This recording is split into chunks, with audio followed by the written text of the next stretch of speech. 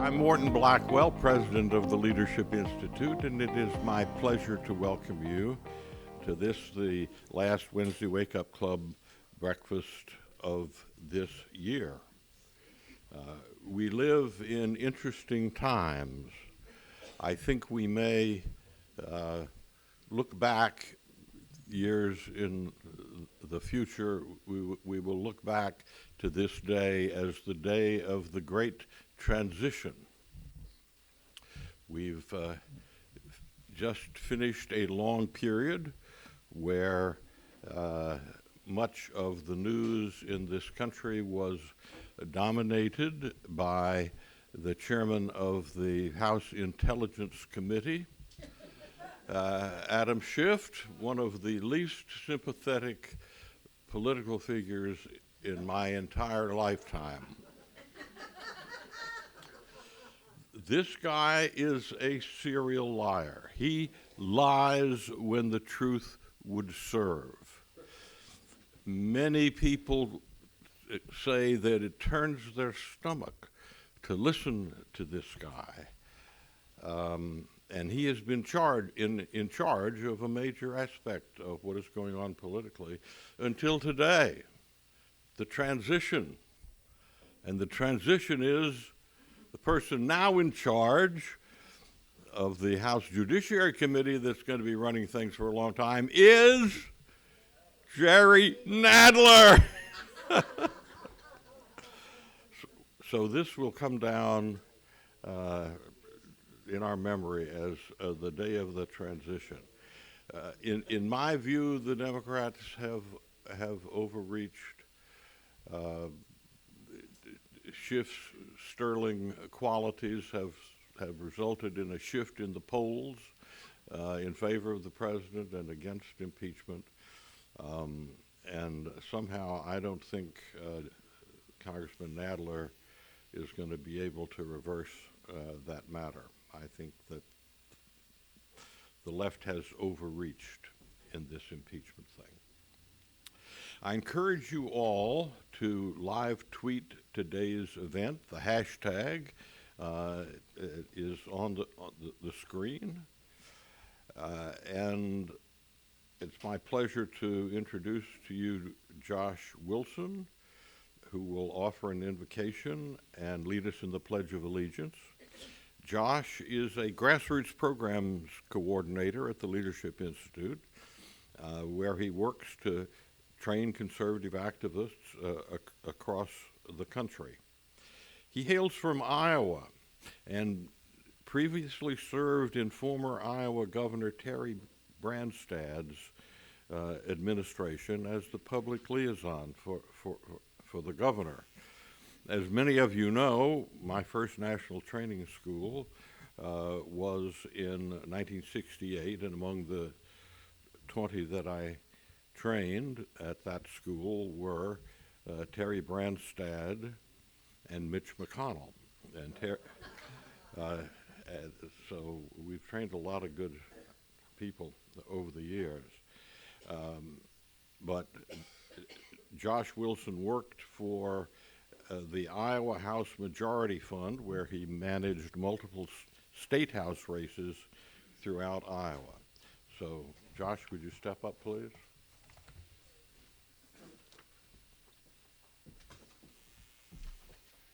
Thank you, Morton. Would you please pray with me? Heavenly Father, thank you for bringing us all together this morning for our final monthly breakfast of 2019. We thank you for a year filled with tremendous achievement, a year that marked the 80th birthday of our tireless leader, Morton Blackwell, and the 40th anniversary of the Leadership Institute. Lord, thank you for the strength and guidance you continue to grant us as we work to restore and protect this great country that we call home. We thank you for providing us with strong leaders like Congressman Schweikert. Please continue to watch over him each and every day. As we enter the glorious Christmas season, many in this room and across the country will be traveling to celebrate with family and friends. May their journeys be safe and time with loved ones cherished. God, we ask an extra special blessing on the thousands of men and women serving in our armed forces around the world who will not be coming home for Christmas as they continue to defend us abroad. Surround them and their families with faith and love. Lord, it's in your name that we pray. Amen. Please join me in the pledge. I pledge allegiance to the flag of the United States of America and to the republic for which it stands, one nation under God, indivisible, with liberty and justice for all. Thanks. Thank you. Our speaker is on a tight schedule, and so we're reversing some of the order of today's events, and we'll proceed directly to the introduction of our speaker. David Osterhahn hails from Hungary, and he is an intern here at the Leadership Institute School Division. In 2017, he completed his studies in public administration management at the National University of Public Service, the Faculty of Public Administration in Hungary, and has since been studying for his master's degree in political governance. He has led the student government of his university for 2.5 years, and he spends most of his free time in that highly commendable practice of reading. Step up, David, and introduce our speaker, please. Good morning. Our guest, David Schweikert, is serving his fifth term in the United States Congress and holds a seat on the Tax Policy Subcommittee and Trade Policy Subcommittee on the House Ways and Means Committee, where he's able to use his expertise in finance and tax policy to make meaningful tax reform and reduce trade barriers for U.S. businesses. He has always been committed to public service, and he has an impressive record as an effective reformer and problem solver. As a member of Congress, David works to remove government barriers to innovation and free enterprise, and is continuously fighting for solutions to curb federal spending and reduce American debt. Congressman, welcome aboard.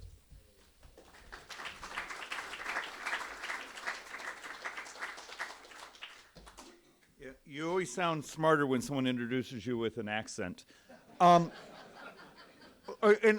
look, I have actually sort of a unique, in the 1980s, I actually was one of the trainers. Some people, there may be one or two that still remember. Apparently I was incredibly obnoxious, but I also did a sort of an intro on how to do a grassroots campaign and still have sort of polling. I actually had this crazy thing on how to do a focus group with no money. And it turns out there actually really are things you could do, because one of our great sins for those of us who've run for the state legislature, our city council, those where we have no money, is we run races and we actually have no idea. We think we know what our voters care about until you actually meet some of them and find out that everything we cared about they had no interest in. So we were trying to find a way, how do you run a $9,000 state legislative race and actually have actuarial sort of tested data? And we built a model back in the late 80s on how to do a small focus group, invite some random people, get someone other than yourself and ask questions. And it was one of the things we did in Leadership Institute training way back then. My reason for being here is not only because of the 80th birthday, and congratulations again, the anniversary of the organization, but I'm here to, and I'm one of the founders of the Freedom Caucus. If you go back a few years ago, do you remember when John Boehner threw 4 conservatives off their A-level committees? I'm one of those 4. So look, I've been in the trenches, I've been in the battle, but I need to challenge the room. And a lot of our younger folks in the room are going to get this. A number of those of us with gray hair, I don't want you to find what I'm going to say obnoxious, but it needs partially to be said. How many of you go to meeting to meeting to meeting to meeting to meeting and keep hearing over and over, we need to change how we talk about conservatism, how we talk about, maybe if we just said it louder, if we screamed more into the microphone, we would actually have millennials actually understand we are the path of truth and prosperity, right? I want to give you that doing it louder and still sounding like our policy sets are from somewhere in the 1990s is not a winning formula. The beautiful thing is the left's policy set is somewhere around the Bolshevik Revolution. Why do you laugh at the truth? No, but it's seriously, it really is. So I want to challenge a little bit of our thinking, and I'm going to walk us through a handful of examples to embrace. How many of you walk around with one of these supercomputers in your pocket? How many of you understand we are living in the time of miracles? There are revolutions that are about to change everything. Will we be the leadership on that? So let's actually talk about healthcare for a second. Okay, how many, if we're going to have a moment of absolute honesty, do you remember the ACA, Obamacare, and how many times people like myself came behind this microphone to talk about it? What was it? The ACA was substantially a financing mechanism. Obamacare was a financing mechanism. It was about who got subsidized and who had to pay. All the other stuff is just sort of policy gingerbread. So our brilliant Republican alternative wasn't about who got subsidized and who had to pay. Ours was who had to pay and who got subsidized. Okay, you see what I did there? Where was the discussion on what to pay? Where was the discussion of we are going to embrace technology and system design reforms, all the freaky smart stuff that if you're the MBA at Harvard or something that you spend a fortune studying, and saying we're going to actually stop having a debate about who gets subsidized and who has to pay, but what to pay. We are going to crash the price of healthcare because we believe in human sovereignty. And I'll see if I can make that make sense. So if I came to you right now and said the technology exists today for something that looks like a large kazoo. Does everyone in the room know what a kazoo is?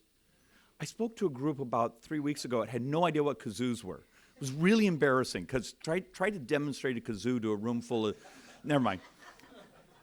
But picture this. You blow into it and it instantly tells you you have the flu.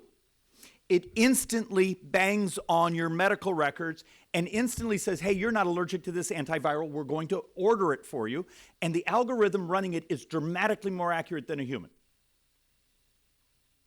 Can anyone tell me the problem with that piece of technology? No, it cuts the cost dramatically. It crashes the price of healthcare. It's illegal. The technology is illegal under our current rules and laws. A doctor didn't write the prescription. At your state level and your federal level, it can't be reimbursed. The Social Security Act says you're going to talk to a doctor. Technology that would crash the price of healthcare is illegal in this country. So we go back to, well, I have a better way to do HSAs for health. I think we should actually do, we sound like, come on, those are brilliant ideas if it was still 1993, 94. You're walking around with the access to the world's data in your pocket. So the concept is there is a revolution of technology. How many of you wear an Apple Watch? You do realize the data that comes off that is a miracle, and the next generation of it, where you wear the little patch here, you have the Apple Watch here, you have the thing you blow into, the thing you look into, the diagnostics that come off that are incredibly accurate. The prices are going to be crashing. You could be crashing the price of healthcare. So why doesn't this happen? Because I will make you the argument Congress has become a protection racket.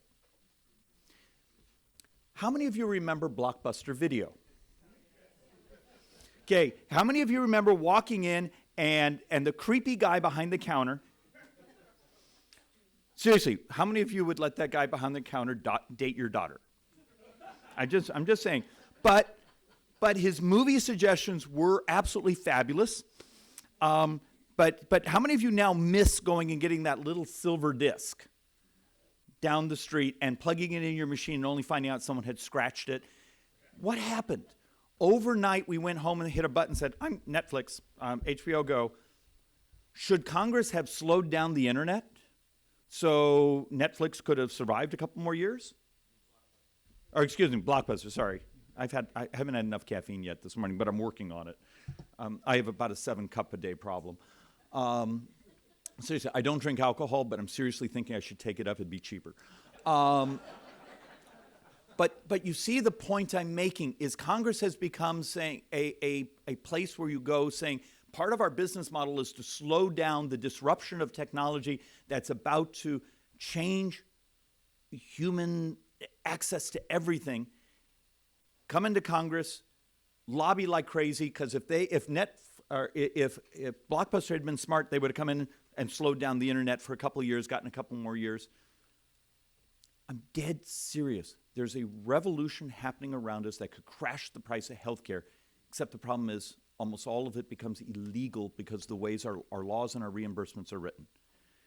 How often do you get conservatives who walk in the door and say, I am willing to challenge my friends, the people I love and care about, my incumbencies, businesses, because we need the creative destruction in our society to keep growing and to change the price? Because what is the greatest, and I know this is going to hurt some people's feelings, what is the greatest threat economically, governmentally, to our society right now? Yeah, I'm actually going to say it's the debt curve that's about to crush us. Understand, every 5 years, just the growth of Social Security, Medicare, healthcare entitlements, just the growth equals the entire Defense Department. So if any of you are ever having a conversation with one of your liberal relatives and say, well, we spend too much money on defense, great. Guess what we could do? We could written the entire Defense Department. You just covered 5 years of the growth of Social Security, Medicare, the healthcare entitlements. What would you like to do in year 6? The reality of it is, they tell us in the next 10 years, 91% of all the spending growth will be just the growth of Social Security, Medicare, healthcare entitlements, and most of it's Medicare. Apparently there's this thing called baby boomers. And apparently there's 74 million of us. And apparently Congress just discovered they existed about 6 weeks ago. It's demographics, it's math. If we do not have a revolution in the way we think, the way we deliver services, everything becomes almost a cross-generational war of grabbing the resources to pay for my Medicare. We got to be honest about it, and we have a societal promise. We made promises. These are earned entitlements.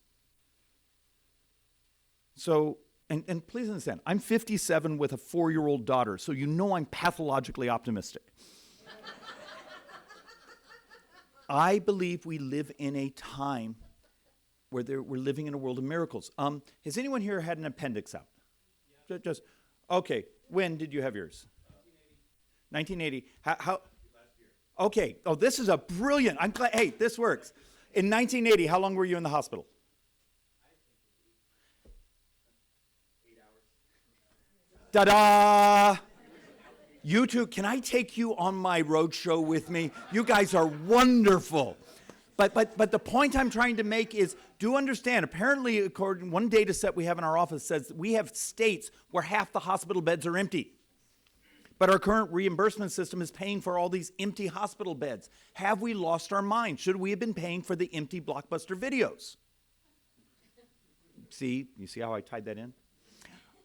The point I'm making is we live in a time of technology revolution, yet as conservatives, we need to stand up and evangelize it, because who here got the punchline? If I'm able to go to my medicine cabinet and grab the little thing and say, little girl, will you blow into this? Hey, my beautiful, best little girl ever, we have a mug that says so. Little girl, will you do what happens if I have an entire diagnostic lab in my medicine cabinet and it only costs a couple $100s? Did I just become a sovereign? Did my family just become sovereign? Or do you engage in the left's vision of the collective, where we should, as a collective, as our family unit that belongs to the collective, should we go down the street to the Medicare, Medicaid center, wait in line, and eventually get our turn to be part of the collective? I'm making you the argument that if we properly use the technology, we make ourselves sovereign. So it both hits our ability to tell an ideological story, but it also helps our ability to provide optimistic and hope. Because think of this. remember how I was just talking about that over the next 30 years, if I remove Social Security and Medicare, we have $23 trillion in the bank. If I roll Social Security and Medicare back into that 30 years, I think we're, what was the number? It's like $103 trillion in debt. Now that's not inflation adjusted, so if you inflation adjusted, it's 83 trillion. But you've hit a couple 100% of debt to GDP. But yet, a cure for diabetes changes the Medicare cost by 30%. A single disease. So what happens when we also now live in a time where not only I can wear technology that diagnoses me, that keeps me healthy, because apparently the last 72 hours of data comes off my body is incredibly valuable compared to the fact that I had my appendix out in 1980. You know, that's the year I graduated high school. How old were you? I was 19. I graduated high school in 79. So, wow. Okay. Yeah, we're going to talk about your health. You look fabulous for. Please, let's talk about drugs and the opioid epidemic after you.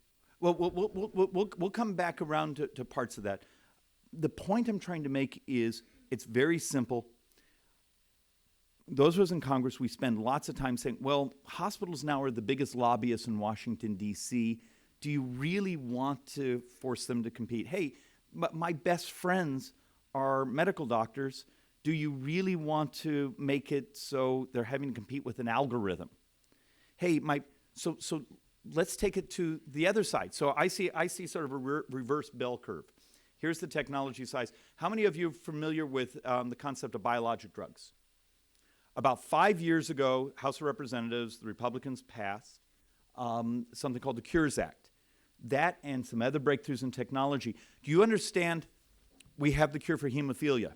It's actually through phase 3. It's in efficacy of production right now. One of the most expensive diseases in society, single shot, you're cured. Hemophilia costs $300,000, $400,000, $500,000, $600,000 a year for your blood clotting factor. What would you be willing to pay for that drug? What if it's $500,000, $2 million for the shot? But it cures you from one of the most expensive diseases in our society. Well, it turns out it's not just hemophilia. Sickle cell anemia. Looks like we've had a major breakthrough on cystic fibrosis. ALS, we now have a drug. It looks like it stabilizes it. You live in the time of miracles.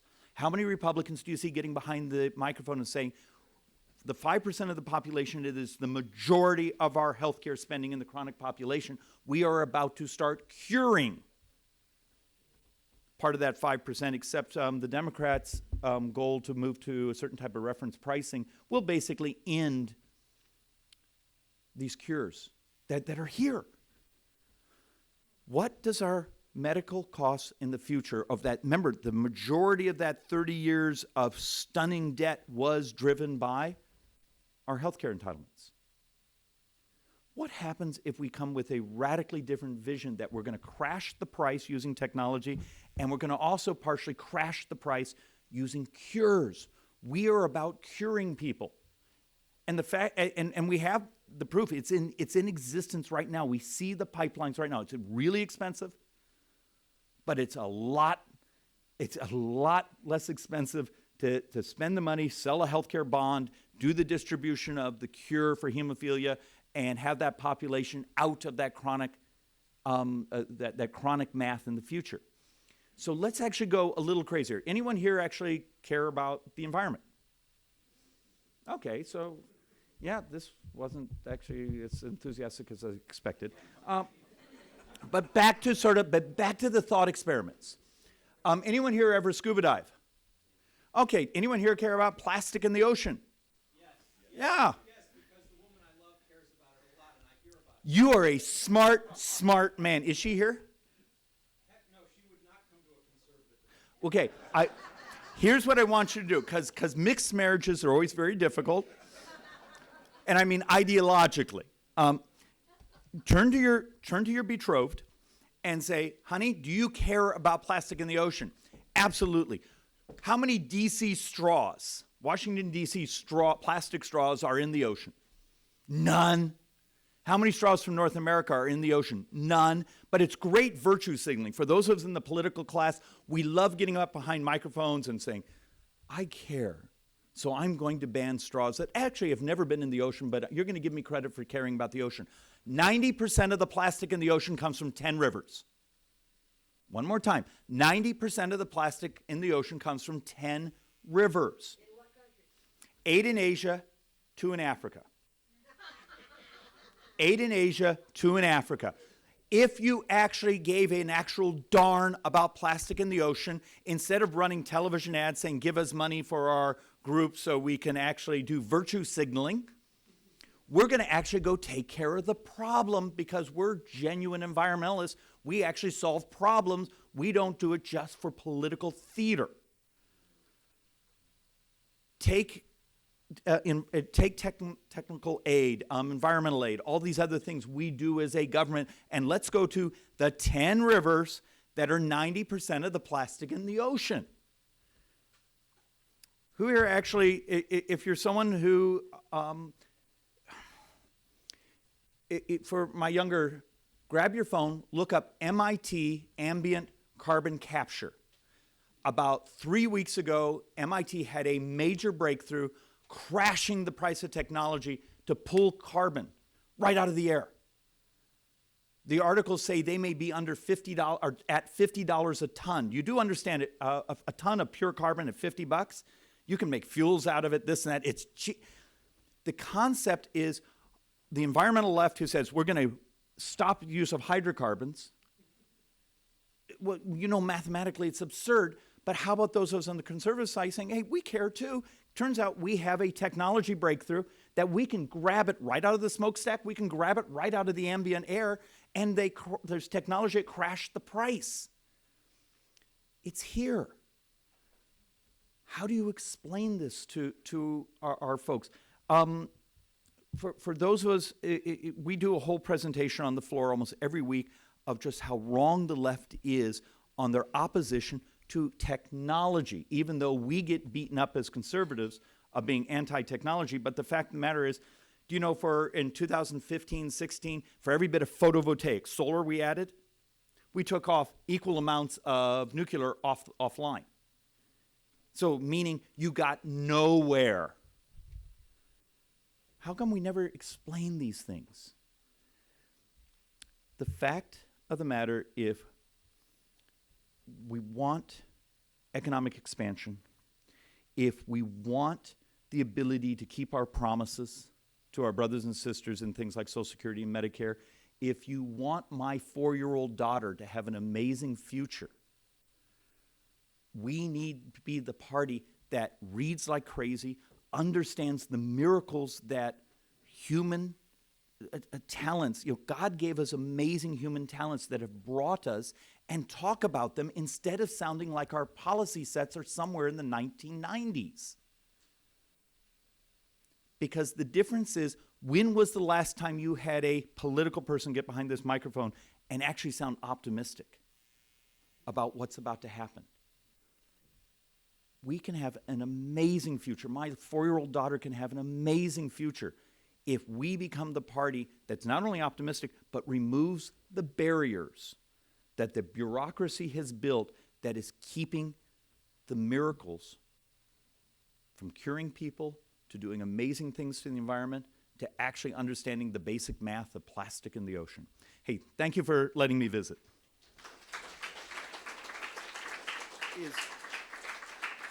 It's tradition for us to do a couple questions. All right. Now, did I hurt anyone's feelings on that? Because I dialed it way back. Yes, sir. No, just yell at us. There's a microphone coming your way. All right, use the microphone. Okay, this is two parts. Carl Golovin, retired criminal investigator, U.S. Customs. So my perspective might be a little bit biased here or warped. Isn't the question who controls the algorithm for that device in my pocket? Because you may get a message one day, Representative Schweikert, Google reports you've been using the word conservative too much. You're clearly off your medication. You need to resume taking your medication, or we will withhold your pension payment. And I will give you, much of that is actually folklore. And The fact of the matter is, almost 3 years ago, we actually brought in NIST and MIT and others on the encryption standards that would be required. The fact of the matter is also if you have multiple competitors, which I'm a big fan of lots. A couple of years ago, I came behind this microphone and did a whole presentation on blockchain. You never saw a room fall asleep faster. I actually drew a node network. But I will argue with you, where are you actually in many ways safer today? Your medical records are sitting in a file at your doctor's office in the hospital. Half of it's on paper, half of it's on their crappy server. Right now, you're using the internet in a way of, I don't know if you use a VPN and a Tor network and everything else for your encryption and those things. But the fact of the matter is, I can simply design where all the body is coming off, it's encrypted. You have the token on your phone that pulls out the encryption, and it can be encrypted to a standard where no one else can see it. Until we have quantum computers, then everything's screwed. Sorry, that was actually a technology comment, and I see the two young people in the back got the joke. That's actually the least of my concerns. The way we do it today should be your concern. Yes, sir, and let's go in the far, far back.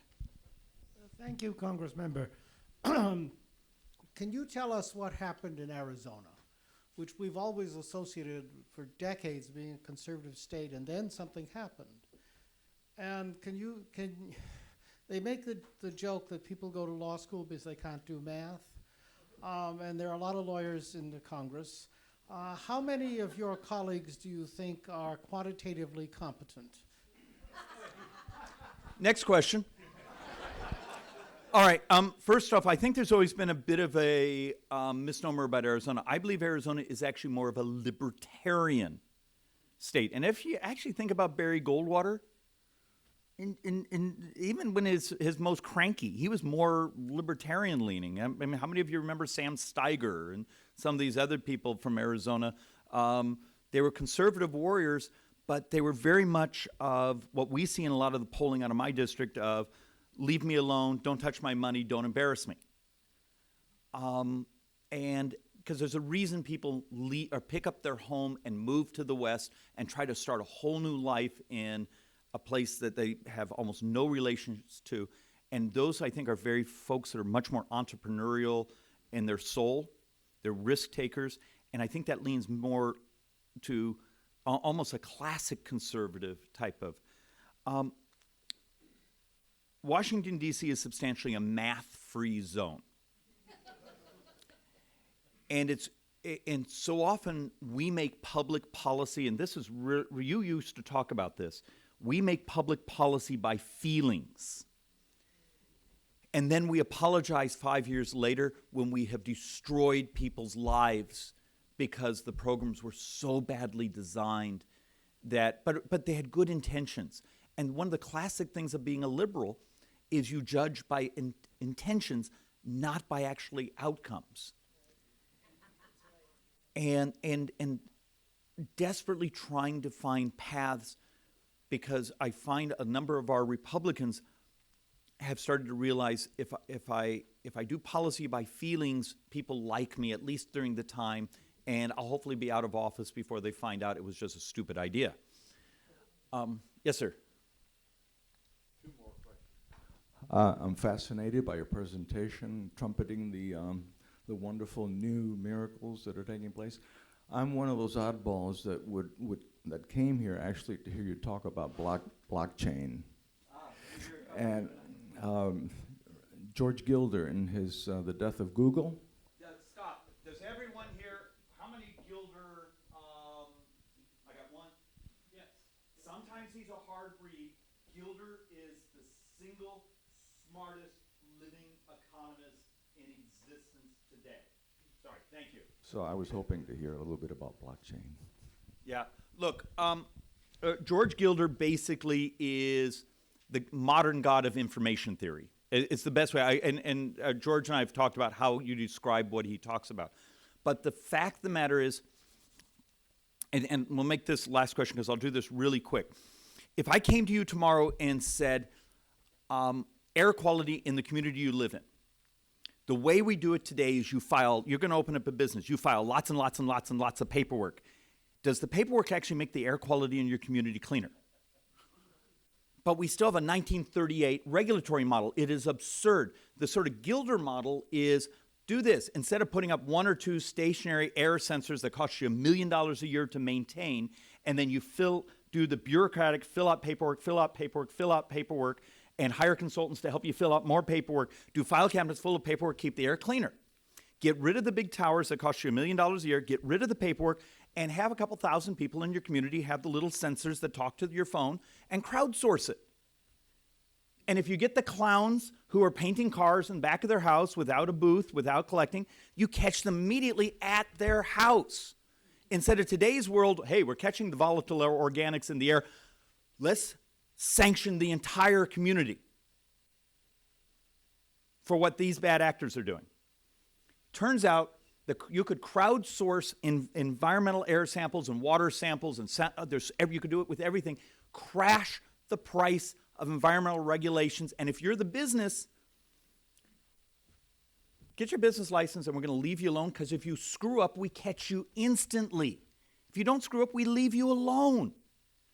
You could crash the bureaucracy, the size of the bureaucracy overnight by a simple crowdsourcing of technology. And that's sort of the Gilder model. It's information is what makes us robust and makes capitalism, makes free markets work. It's actually information. You would have never had 2008 if we actually had information of what was in the mortgage-backed bonds. How do we get our brothers and sisters in Congress on the other side of this river here to actually do math and think that way? Did you have one?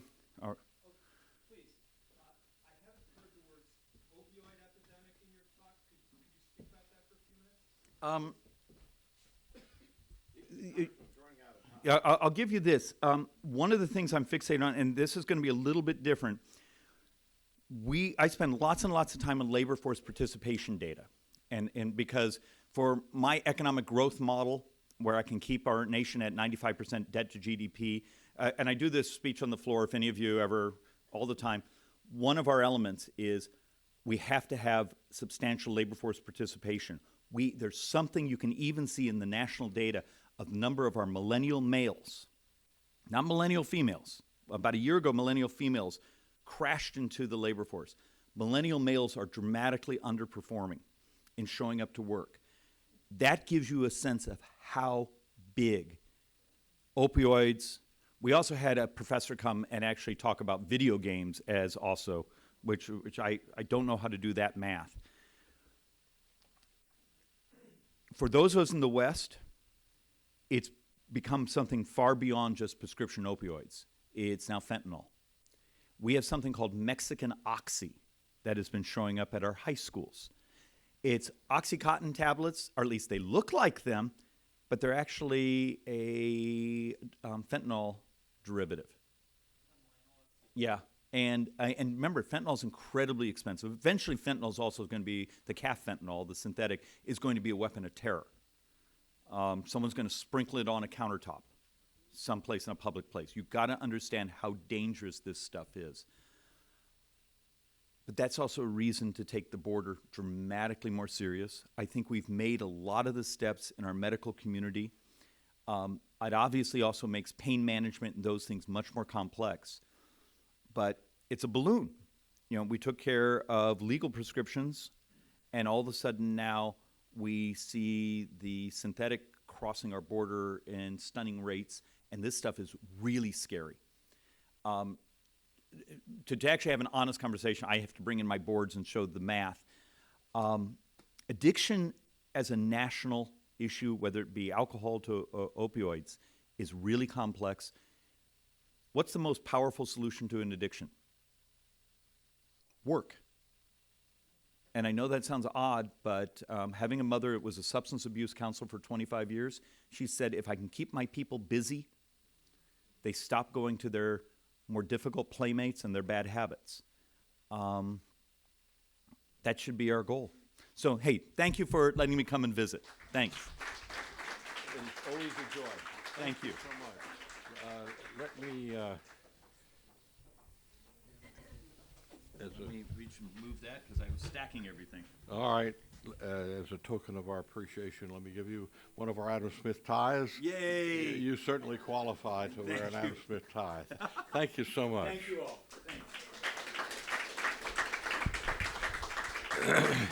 In 2019, the Leadership Institute has trained 10,962 students in 360 separate in-person training programs. Since 1979, your Leadership Institute has trained 220,035 students. You have before you our schedule for the upcoming months. Please take a moment to review these schools and consider attending one or sending friends to one of our trainings. Ron Naring is the Director of International Programs here at the Leadership Institute. He previously served as chairman of the California Republican Party and was the 2014 Republican nominee for Lieutenant Governor of California. This morning, Ron will brief us on the Leadership Institute's ambitious training programs in Israel and how you can be a part of them. Ron?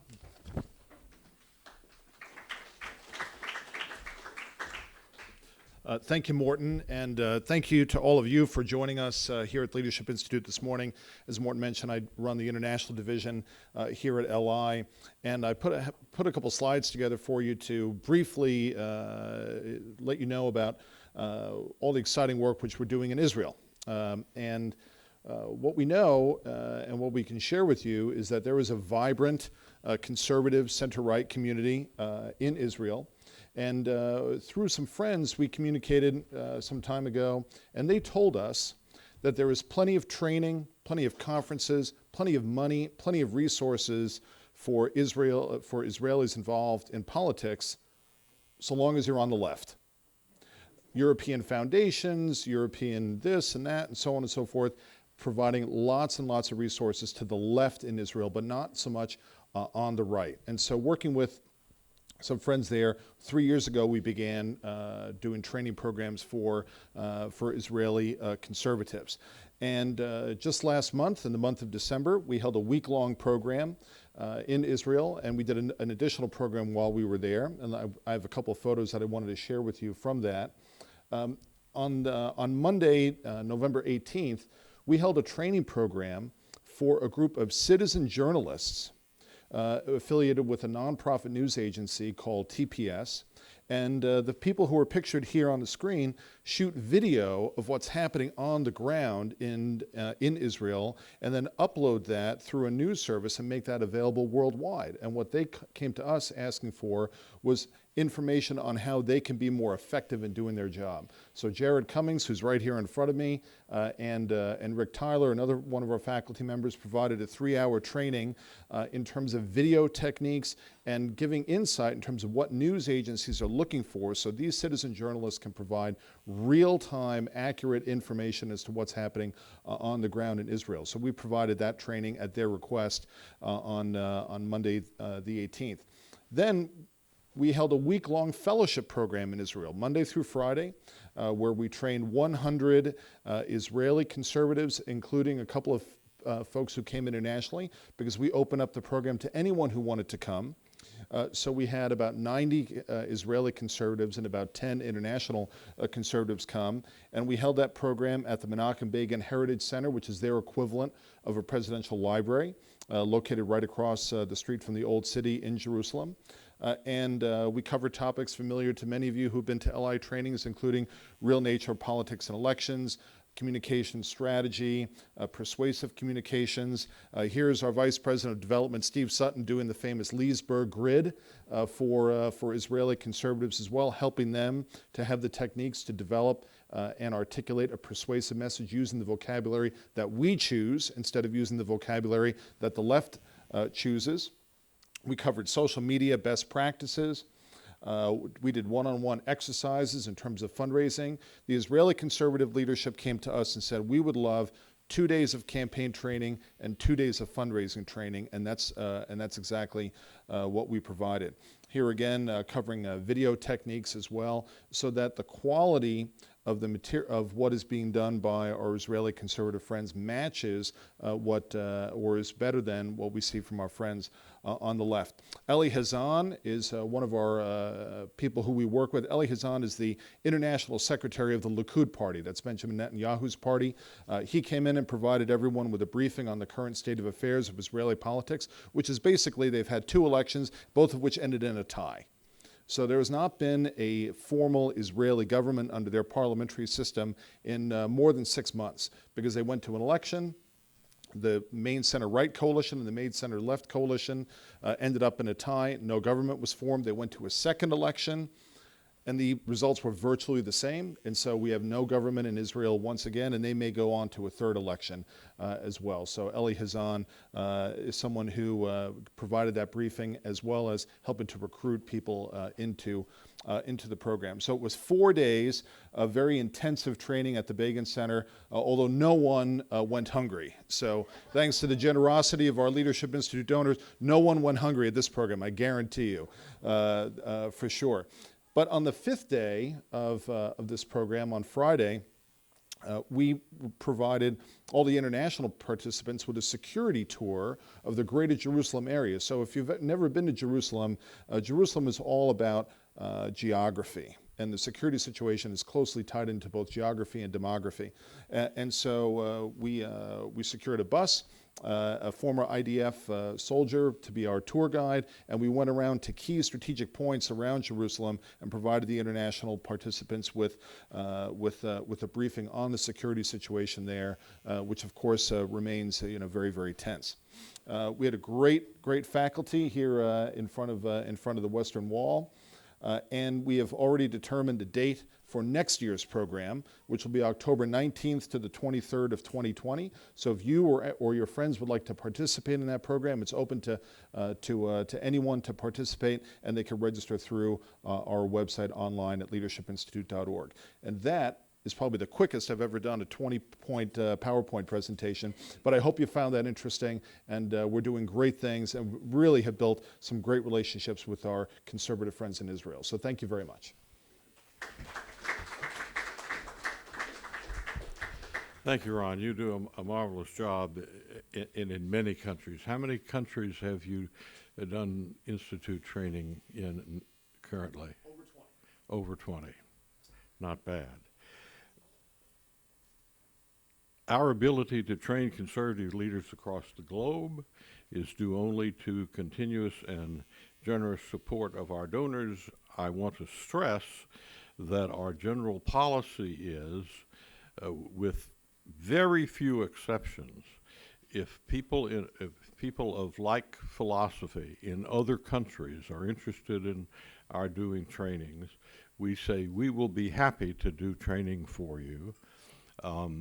And we will not charge you any fee, but there's a limitation to the number of conservative donors in the U.S. who are willing to contribute to training of like-minded people abroad. It was different before the fall of the Soviet Empire, but a lot of conservatives after that said, let's focus on training here in our own country. So we're prepared to go do training as long as the people in the host countries do the heavy lifting of recruiting the people for us, providing us the venue, and paying the out-of-pocket expenses for our staff and faculty to go out, airfare, food, and lodging. So this is not a project that the Institute is putting out all the donors' money.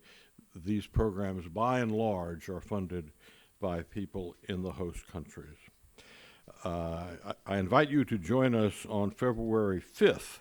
Our next Wednesday Wake Up Club breakfast will feature John Miller, who is the White House correspondent and host of White House Brief at the Blaze Media.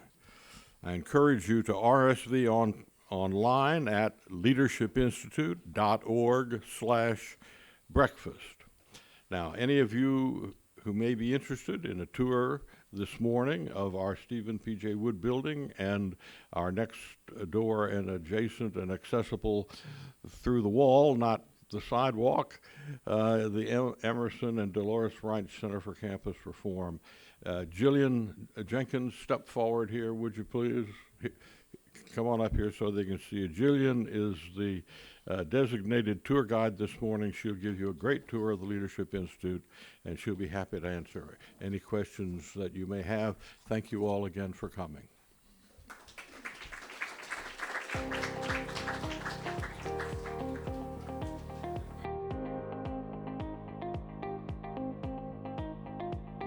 Thanks so much for watching this video. To watch our latest video, click here. And to make sure you don't miss any future videos, be sure to subscribe.